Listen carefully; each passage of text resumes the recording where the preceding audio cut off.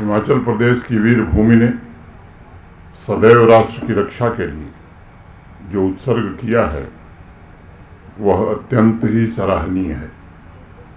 भारत के एक महान सेनानायक जनरल जोरावर सिंह जी की भी जन्मभूमि हिमाचल प्रदेश ही थी। बाद में जम्मू कश्मीर उनकी कर्म भूमि बनी। आज यहाँ बीएसएफ और सीआरपीएफ में सेवा दे रहे हिमाचल के अनेक शूरवीर उपस्थित हैं। मैं उनका विशेष रूप से अभिनंदन करता हूँ।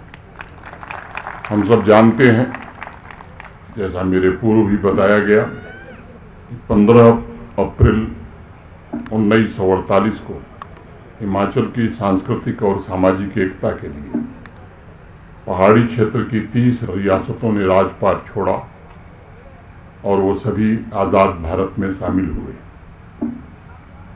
आज उस ऐतिहासिक घटना को 77 वर्ष हो गए हैं और मैं समझता हूँ कि प्रकृति और देवताओं के अतुलनीय वरदान से सुशोभित इस देवभूमि की स्थापना का यह उत्सव एकजुटता और प्रगति का भी प्रतीक है। भारतवर्ष के सभी क्षेत्रों का अगर तुलनात्मक अध्ययन किया जाए तो ये स्पष्ट हो जाता है, हिमाचल प्रदेश का इतिहास अत्यंत समृद्ध और विविध है। उदाहरण के तौर पर हिमाचल की संस्कृति सदैव से देव प्रधान रही है और यह देश का पहला क्षेत्र है जहां हर एक गांव के अपने अलग अलग देवता हैं, जिन्हें पहाड़ी भाषा में कुलज कहा जाता है। और इसलिए हिमाचल के पूरे सामाजिक ढांचे का आधार आध्यात्म और संस्कार ही रहे हैं। मुझे गर्व है कि हिमाचल में जिस तरह की देवास्था है वह पूरी दुनिया में अनूठी है, अनुपम है, अद्भुत है और अविस्मरणीय है। बाबा बैजनाथ, बाबा बालकनाथ, चामुंडा माता, ज्वाला देवी, माँ ब्रजेश्वरी, माता चिंतपूर्णी के आशीर्वाद से ऊंची पर्वत चोटियाँ, गहरी घाटियों, हरित वनों, झीलों, नदियों तथा झरनों की गोद में बसे इस राज्य की छवि अत्यंत अद्वितीय है। ज्वाला देवी की महिमा का जिक्र शिव महापुराण में भी किया गया है और कहा गया, शशि देह समुत्पन्ना ज्वाला लोक भयावहा पतिता पर्वते तत्र पूजिता सुखदायिनी।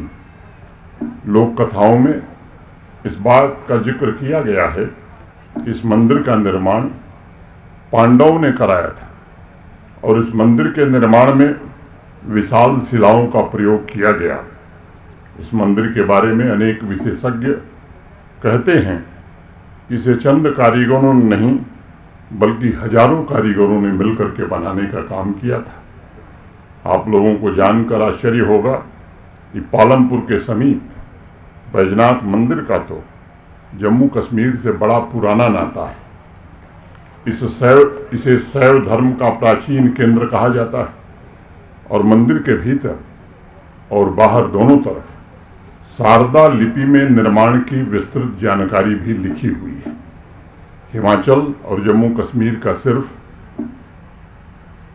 भौगोलिक बाउंड्री ही जम्मू कश्मीर और हिमाचल साझा नहीं करते, बल्कि गहराई में अगर आप देखेंगे तो सांस्कृतिक और कलात्मक समीपता भी जम्मू कश्मीर और हिमाचल में बड़ी गहरी है। हिमाचल की भूमि को ऋषि मुनियों की तपस्थली भी हम कहते हैं और जगह जगह यह प्राचीन ऋषियों के आश्रम और मंदिर आज भी आपको हिमाचल के विभिन्न इलाकों में मिल जाएंगे।